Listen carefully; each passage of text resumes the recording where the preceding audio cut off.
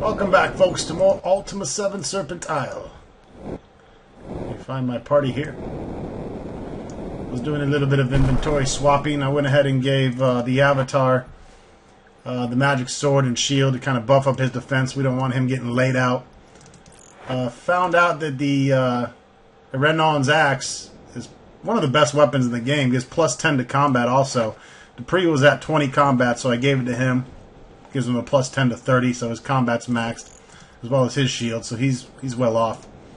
And then I gave Shamino my two-handed hammer to use for now, until we get him some more deadly arrows of doo-doo. We have more to do with the Sleeping Bull, but for now we're going to head toward Fawn.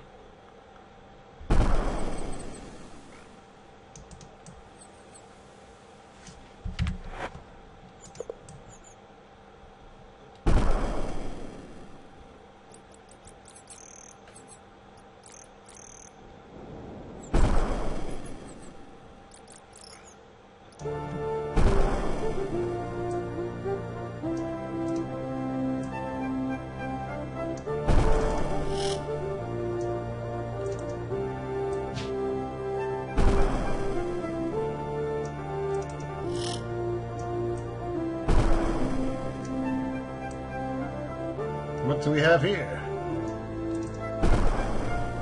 At last, the values of the Fellowship have reached into the ranks of the pikemen. I am honored. I am the honor speaker of the Fellowship and former farmer. Fellowship? While the virtues that Lord Bridges expounded are all very well and good, they are nearly impossible for ordinary people to achieve. Simple people need a simple philosophy. The triad of inner strength is the answer. The Fellowship is the philosophical group devoted to the teachings of a truly great man named Batlin. In the absence of the Avatar, Batlin hath become a sort of spiritual father for the people of Britannia. Through his speeches and writings, he hath changed the lives of many people, including mine own. Triad of inner strength? The triad of inner strength is based on three basic principles that all people can grasp. The first is unity, the next is trust, and the last worthiness. Unity? Surely thou must know the importance of learning to cooperate and work together. If we seek to live in harmony with one another, there is nothing we cannot accomplish. One rock doth not make a wall, but many rocks can, with a common purpose. And trust? The main stumbling block to unity lies in the lack of trust. If thou dost trust thy brother, thou wouldst not live in fear. Without fear, our lives are happier, and unity may grow and thrive. And worthiness? How wouldst thou feel if all that hast strived were given in a man who did not deserve it?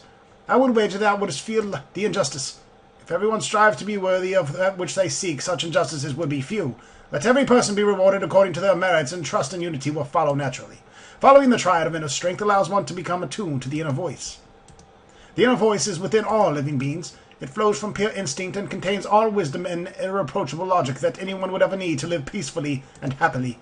If everyone learned to listen to the inner voice, I could return to Britannia and farm contentedly for the rest of my life. What of the goblins? Hast thou come seeking the wisdom of the Fellowship so thee and thy Monitorian comrades can reclaim the tower? Even now, Callista refuses to refuge within the city walls. Obviously, she fears the truce of the Fellowship as much as she fears Pomdergan. Who? Pomdergan? Is that the chief of goblins, I believe? He hath but lately declared himself chief of all goblins. Well, once they could be discouraged by the mere presence of armed resistance, they are now bold and organized. They no longer flee, but stay and fight. Who was Callista? She is the priestess of beauty, the cult that controls Fawn. Callista presides over the oracle, which never varies in supporting her views. One might suspect that Callista uses the oracle to increase her own personal power, but I have no idea how such a thing would be accomplished. What do you think of these storms? The storms at sea cannot compare to those unnatural occurrences. Their very existence says that we are in a land so far from the natural order of things that even the skies lash out at us. Batlin was right. We cannot hope to survive if unity is not brought to this place. Tell me of Fatlin. Thou knowest Batlin? Yes. What can thou now tell us of home? What news of his noble cause? It has been disbanded. This is unthinkable. Surely there hath been some mistake. There is nothing but evil in all principles. They are meant for all, without regard for station of birth. Batlin must be told of this. If he returns to Britannia to explain to Lord British, I am sure that everything will be settled.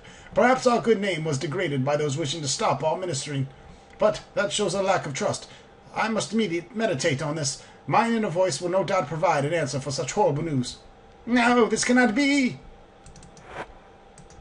Yeah, whatever, Dookie breath.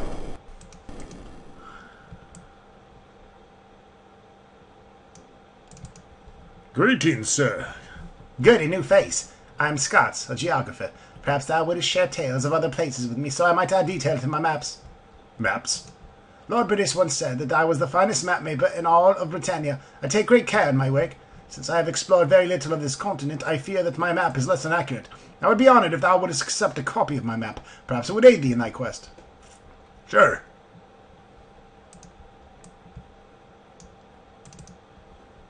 'Tis always an honour to serve the pikemen. I am Alisande, daughter of Delin. I am a weaver by trade. Provisions. I help father with shop when he is indisposed. What does thou wish to purchase? Alright, what do we got here? Torches, backpacks, fishing bowl. Not shit!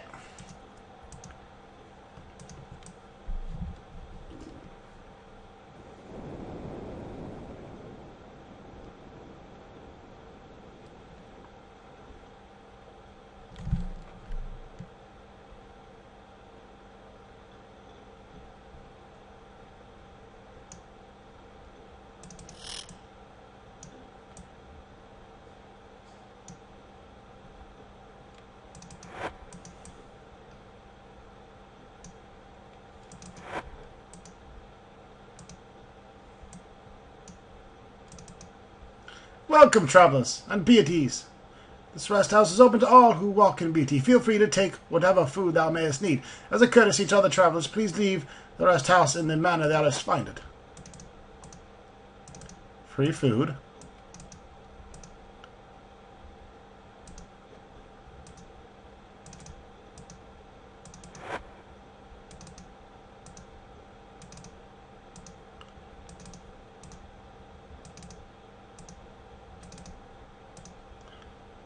And I'm hungry like a wolf. Damn, y'all are piggies.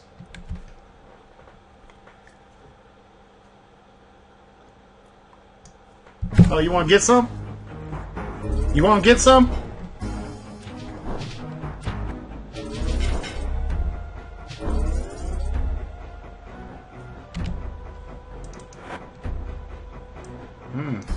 Sausage links.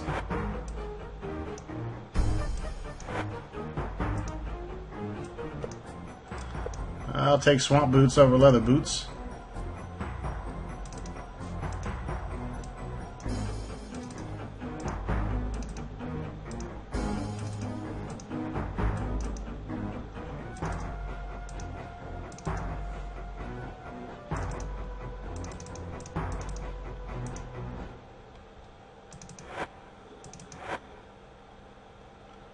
I don't need that. I don't need the boomerang either.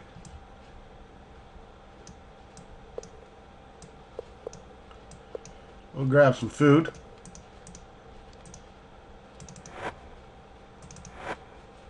Holy shiitake!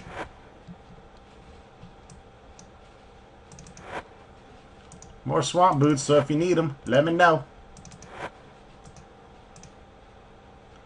The only kind of boots we need more than swamp boots is magic boots.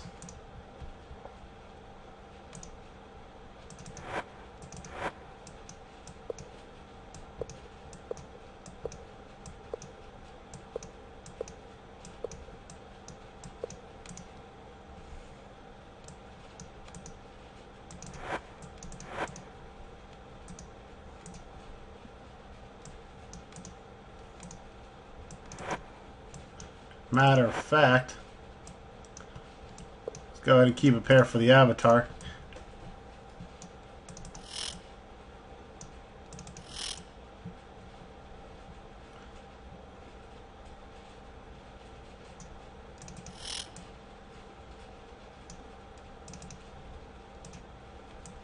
We got this place all screwed up. Alright, and the pikemen have returned now that we've killed the goblins.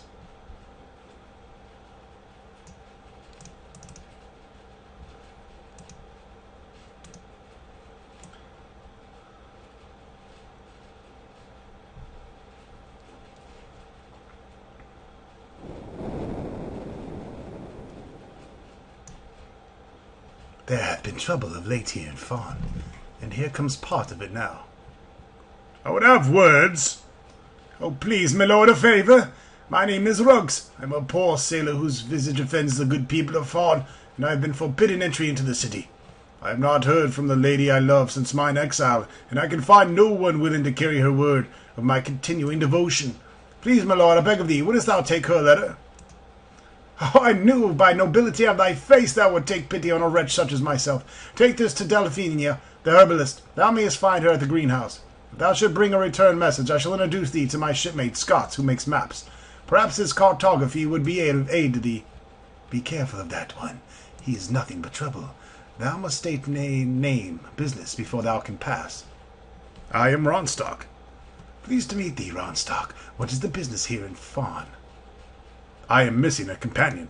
Thou shouldst try to inquire of the Broken Oar. Keep away from troubles while thou art here. The Broken Oar? The Broken Oar is a tavern. It is the only establishment in Fawn that offers room to rent. Most strangers stay there. Tell me of the Fellowship troublemakers. I should have not said that. Be assured that the captain is quick with the wand of detainment. Wand of detainment? The wand of detainment is a fine gift from the people of Moonshade. With the wand, the captain can capture any criminal. Keep that in mind if thou shouldst feel mischievous. Let me pass.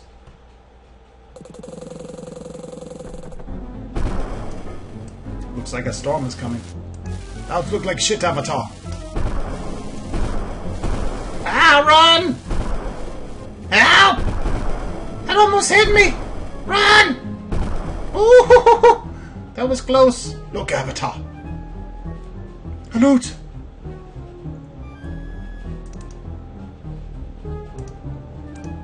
Thou dost wish me to repeat the song, or does thou want to hear a new song? I will tell thee of a tale of 14 ambition laid low by the hands of time.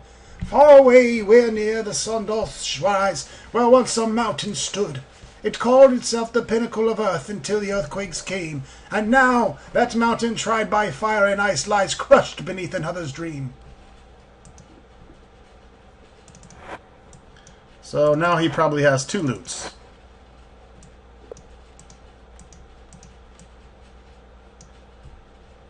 Hold thee there, old man. Stay there with thy lute. Art thou aboard? Yes, I am, though as of late I do not feel the music within me. I beg of thee, can thou indulge me with for but a song? The sinister thunder doth linger in my ears. A few strums of thy string may bring comfort to this sorrowful town. Oh wait, that's a bitch? Oh, God. Better someone else than me. I am truly sorry, but I do not think I can help thee. Wait, sailor, I shall sing thee mine heart's one song. I fear that it is a sad one. It is a shame, a heart-sore shame, that I am singing of my love in vain. For I have lost my lady, my love, and I will search for her, yes, search for her even through all the stars above. Gwenno, canst hear me? Gwenno, my dear, take heart, for thy beloved Yarlo is here. Now I need me a drink! Maybe that is a dude. Yeah, that looks like a dude. Wow, that's not good when you look like both. Get this hooker. What the hell is going on? I got all these people following me around. I am Delphine, horticulturist and healer. Welcome, noble Pyken. The present honors me. I need Vero leaves.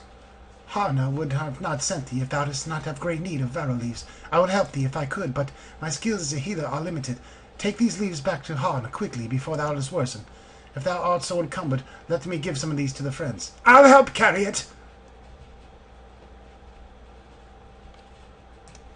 Alright, so we can finally get healed off this poop poison. Here's a letter. A letter from Ruggs. Oh, I must see it. I am adrift. I am torn to my very soul, and I know not what to do. Thou must help me. Ruggs hath told me often of his love for me. In truth, 'twould be a lie if I were to say I did not care for him, but he is so deformed, so ugly that I don't know what to think. All I've been taught tells me that Ruggs' features are an outward sign of evil within, yet I can find no trace of it. Is it wrong? What else might also be false? I am shaken to my very core, but I cannot deny my heart. Wilt thou carry back a letter to Ruggs? Of course. There is no one else that I can trust, Such a secret, too. If there be a way, someday I will go to him. Cool. Oh, you have pumpkins. I don't need anything yet because I am without spellbook.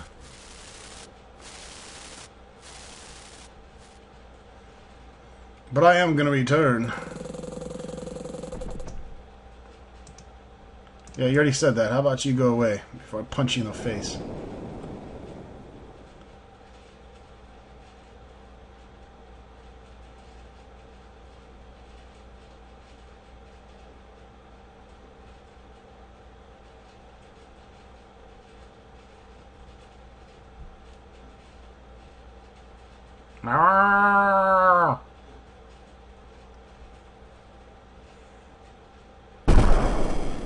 Son of a bitch.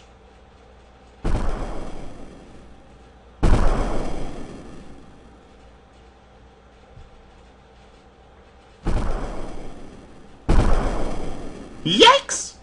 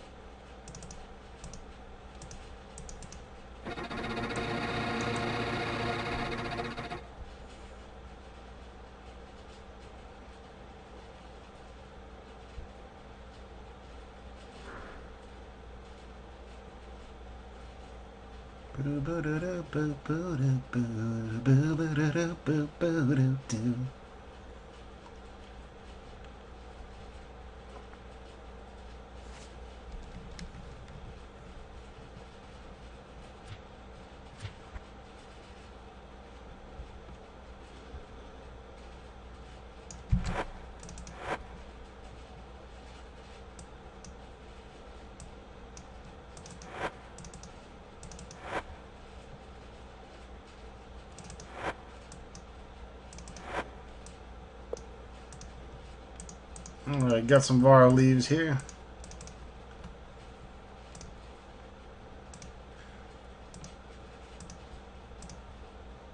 Now that I have the proper ingredients, it's a simple matter to cure thee. Hold thou still while I apply these directly upon thy tattoo. There, 'tis done. Thine infection hath been healed. Thank you, baby Jesus.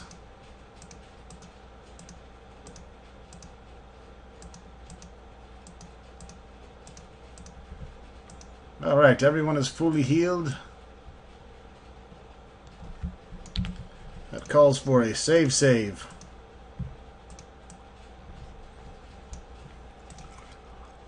Alright, let's head back.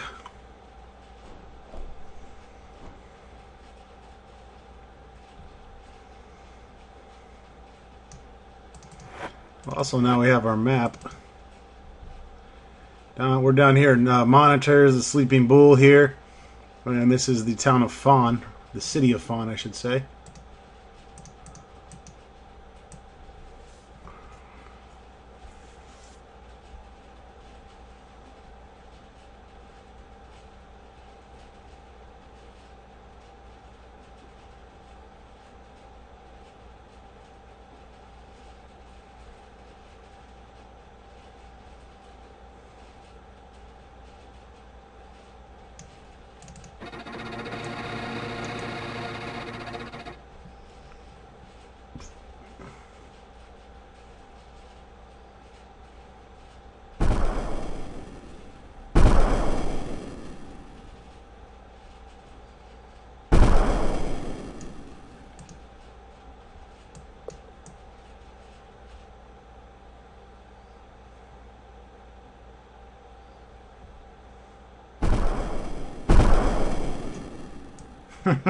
Run!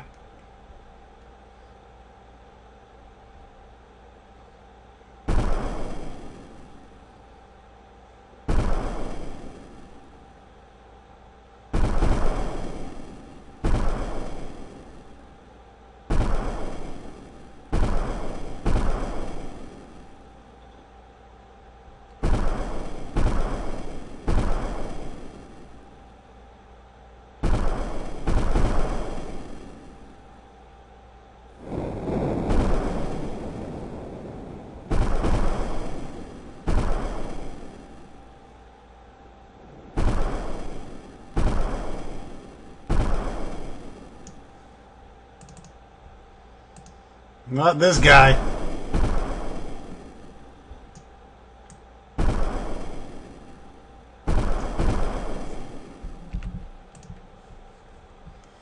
Be careful, mate, lest thou be mistaken for the honest seafaring man. Second mate Caelan to ye.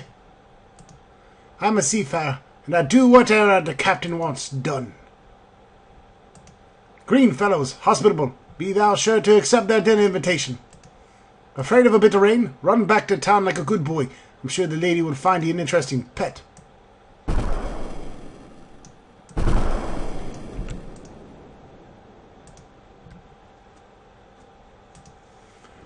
What good is a geographer if he cannot explore the river? So the economy for the... Gwenno? She contacted me back in Britannia with an opportunity to explore a new land. Naturally, I accepted. She was to transport some sort of obelisk here for the Fellowship, and then she was free to explore, collect all tales she wished. Obelisk? It was an abominably heavy, quite a chore to move it on the land. Then one day after we had it safely on shore and Gwenno had already headed inland, there was a huge explosion. When I could see again, there stood Battling, and the obelisk was shattered all over the ground. He seemed most upset at the time he arrived, though I suspect that it was merely a result of disorientation from the teleportation storm that brought him here. He took several members of the crew with him and headed inland. He was looking for some black rock artifact. Mayhap it doth have some connection to the obelisk, I don't know. I remember that he mentioned that it was fashioned in the likeness of a snake, but that is all. Thou mightest ask Delphinia, the herbalist. I know he talked of her. She's the herbalist in the city that hath been doing the healing work ever since the goblin killed the last healer. Thou shouldst ask Ruggs if thou wish to know more. They spent quite a bit of time together before we were cast out of the city. Ruggs. Thou wouldst know him if thou hadst seen him. What he lacks in handsomeness he makes up for in goodness of his heart. He cares deeply for Delphinia. But Delphinia is a superstitious woman, and fears Ruggs' deformities are the result of some curse. 'Tis a sadness. They would make a fine couple. Okay, well, where is the bastard?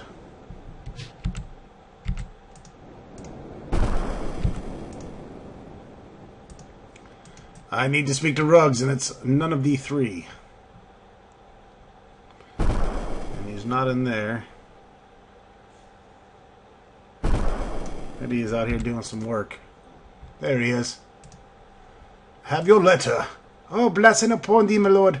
Delphinia knows of my love, though she is unsure of her feelings for me. As long as thou had not rejected me out of hand, I will be content to wait. Thy good deed hath given me reason to live, and as promised I send thee to my shipmate Scots. Scots is a fine fellow, though he is often a bit distracted. He is a cartographer. Perhaps his maps will aid thee, though they are not accurate as he wishes. Thou mayest find him somewhere in our camp. Since we dare not stray too far from shelter, Scots cannot explore and map. He hath worked from the existing maps that he received from Fawn fishermen, so he is only sure of the accuracy of the coastline. Scots often complains that we cannot explore by ship. None of us are happy to be stranded here. Fair weather to thee. I don't know if he's going to give us a different map, but we'll find out.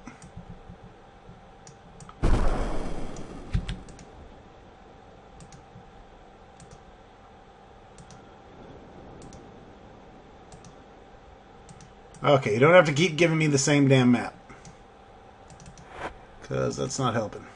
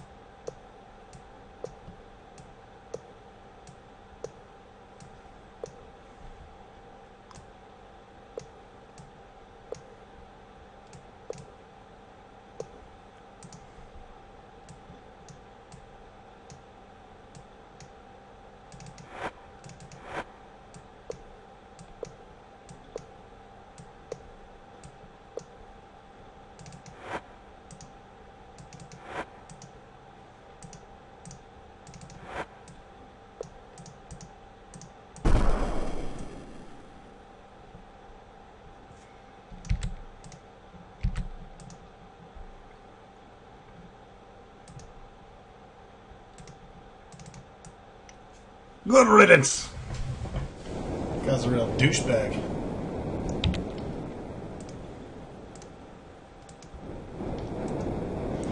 Alright, let's return to Fawn and get more Dawn there.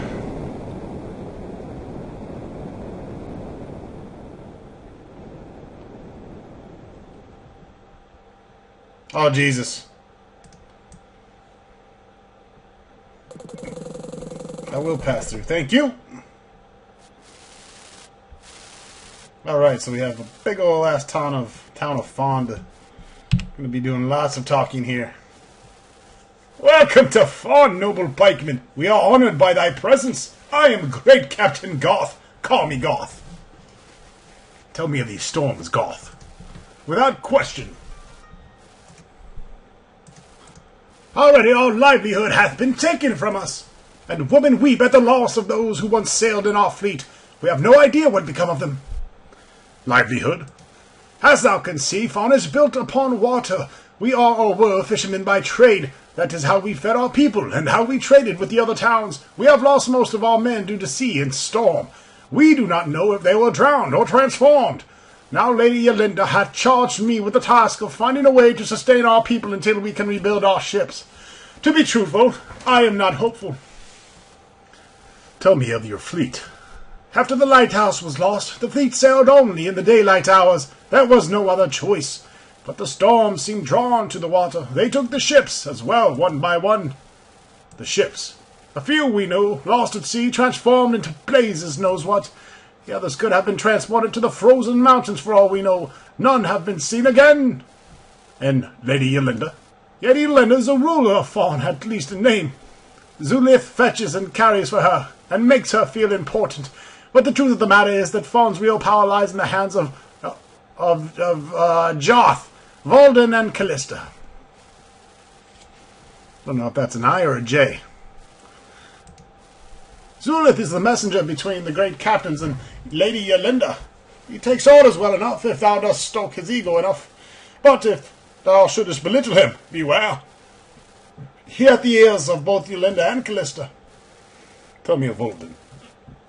Volden is the senior member of the great captains. He's a very ambitious man with strong opinions and a great love for our fishing captains. And Callista? Callista is the priestess of beauty.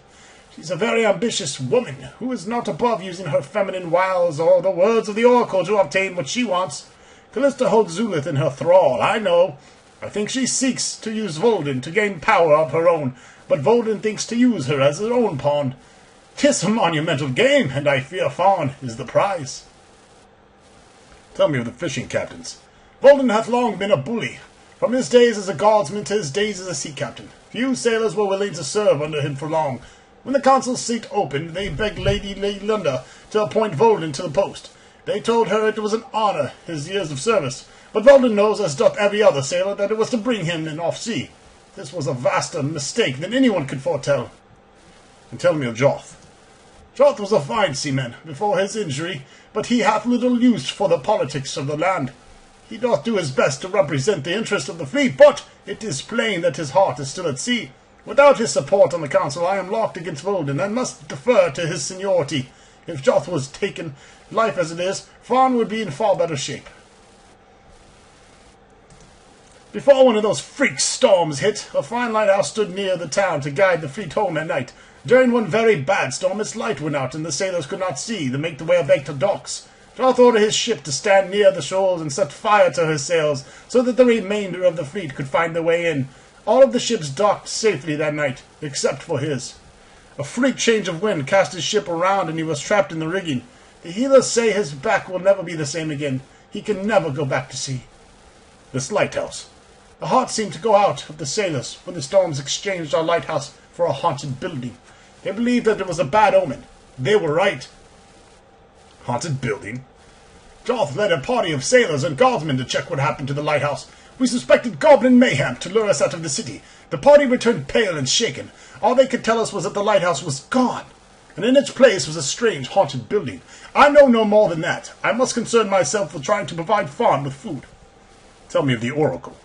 The oracle is a strange magical device built long ago as an instrument of truth, but of late its revelations have become echoes of Callista and Volden.